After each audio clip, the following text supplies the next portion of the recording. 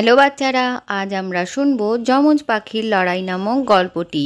শুরু করা যাক তাহলে। একদিন বাসার মধ্যে চুন্নু মুন্নু তার মা মিনু পাখির জন্য অপেক্ষা করছিল। কিছুক্ষণ বাদেই মিনু পাখি একটা আম নিয়ে এসে তাদের কাছে হাজির করলো। খাবার দেখে তো তারা দুজনেই খুব খুশি হয়ে যায়। আর চুন্নু বলে, মা মা, আজকে তোমার খাবার আনতে এত দেরি হলো কেন?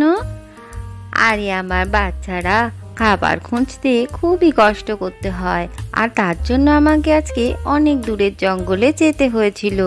নে, এবার তোরা এটা খেয়ে নে। তারা তিনজনে মিলেই সেই আমটি খেতে লাগলো। আম খেয়ে মিনু পাখি আর তার বাচ্চারা যখন বসেছিল, তখন সেখানে সাদা পায়রা এসে হাজির হয় আর তাকে বলে, আরে মিনু, তুমি আমার সাথে তাড়াতাড়ি চলো, আমার বাচ্চাকে কোথাও খুঁজে পাচ্ছি না। তবে ভাল্লুক আমাকে বলল আমার বাচ্চা নাকি কালো গুহার মধ্যে ঢুকে গেছে, তুমি একমাত্র তাকে সেই গুহা থেকে উদ্ধার করতে পারবে। হ্যাঁ হ্যাঁ, চলো পায়রা, তোমার কোনোই চিন্তা নেই, তোমার বাচ্চাকে আমি এক্ষুনি বার করে আনছি। এই কথা বলেই মিনু সাদা পায়রাকে নিয়ে গুহার উদ্দেশ্যে চলতে লাগলো। মিনু পাখিরা যখন গুহার সামনে পৌঁছায়, তখন সেখানে অনেক পশু পাখি দাঁড়িয়েছিল। মিনু কোনো রকম ভয় না পেয়ে গুহার মধ্যে ঢুকে যায়। গুহার মধ্যে ঢুকে মিনু প্রথমে কিছুই দেখতে পায় না, কারণ গুহার ভিতরে ছিল খুবই অন্ধকার। আরে ছোট পায়রা, তুমি কোথায়? তোমাকে আমি দেখতে পাচ্ছি না কেন? আমি এখানে মিনু মাসি, আমাকে এখান থেকে নিয়ে চলো। তখন আস্তে আস্তে মিনু দেখে সেই ছোট পায়রাটিকে।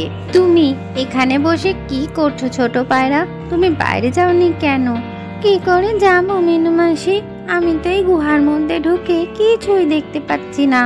তুমি কিছুই চিন্তা করো না, আমি তোমাকে এক্ষুনি এখান থেকে বার করে নিয়ে যাচ্ছি।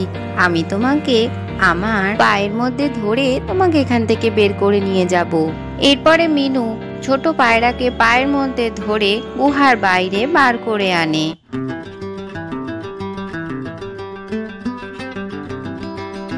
সাদা পায়রা তার বাচ্চাকে খুঁজে পেয়ে খুবই খুশি হয়ে যায়। অন্যদিকে মিনুর মতো দেখতে একই রকমের আরেকটি পাখি টিনুও জঙ্গলে বসবাস করত। সে ছিল মিনু পাখি থেকে স্বভাবে একদম আলাদা। সে অন্য পাখিদের খুবই বিরক্ত করত, কারুর খাবার সে ছিনিয়ে নিয়ে চলে যেত।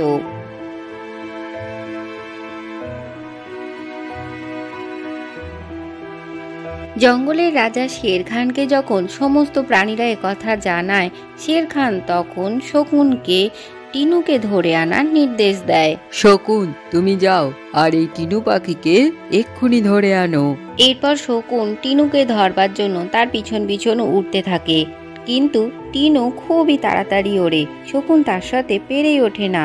এই সুযোগে টিনু জঙ্গলের ভেতরে ছোট গাছের মধ্যে ঢুকে পড়ে, আর শকুন তাকে দেখতেই পায় না। অন্যদিকে মিনু যখন গাছের মধ্যে বসেছিল, শকুন তাকে টিনু ভেবে ধরে নিয়ে যায়। আরে বাহ, এই পাখিটাকে তো একদম আমার মতো দেখতে, তাই শকুন ওকে ধরে নিয়ে গেছে। যাই, আশেপাশেই ওর কোথাও বাসাটা হবে, ওখানে গিয়েই দেখি। খুঁজতে খুঁজতে টিনু মিনুর বাসাটা পেয়েও যায়, আর বাচ্চারাও তার মা ভেবে তাকে ডাকতে শুরু করে। মামা, তুমি আমাদের জন্য খাবার আনোনি? না, আজকে খাবার আনা হয়নি, কালকে তোদের জন্য খাবার এনে দেবো, এখন শুয়ে পড়। এই বলে টিনু সেখানে ঘুমিয়ে পড়লো। বাচ্চারা ডাকাডাকি করলেও সে ঘুম থেকে ওঠে না। পরের দিনই মন্টু বাদরের সাথে দেখা করতে চিকু বাদর এসে হাজির হয়। তখন তার চোখ গিয়ে পড়ে সেই টিনু পাখির ওপর। তখন চিকু বলে, আরে এই টিনু পাখি এখানে কি করছে? কি বলছো? এ তো টিনু নয়, এ তো আমাদের জঙ্গলের মিনু পাখি। আরে না না, এ টিনু পাখি, কারণ জঙ্গলের অন্য জায়গায় শের খানের কাছে ঠিক এরকমই দেখতে আর একটা পাখি ধরা পড়েছে। সে তাই বারবারই বলছে আমি টিনু পাখি নই, আমি মিনু পাখি। ও আচ্ছা, এবার আমি বুঝতে পেরেছি এই মিনু পাখির মধ্যে এত পরিবর্তন কেন হচ্ছে। তুমি তোমার জঙ্গলে গিয়ে মিনু পাখিকে ছাড়িয়ে আনো, আর আমি আমার জঙ্গলের অন্যান্য জন্তু জানোয়ারদের ডেকে আনছি। এই বলে চিকু তার জঙ্গলে চলে গেল। মন্টু বাঁদর তখনই জঙ্গলের অন্যান্য পশু পাখিদের নিয়ে সেখানে এসে হাজির হয়। আরে মিনু, তোমাকে একটু ওই অন্ধকার গুহার মধ্যে যেতে হবে। পায়রা ছানাটা আবার সেখানে আটকা পড়েছে।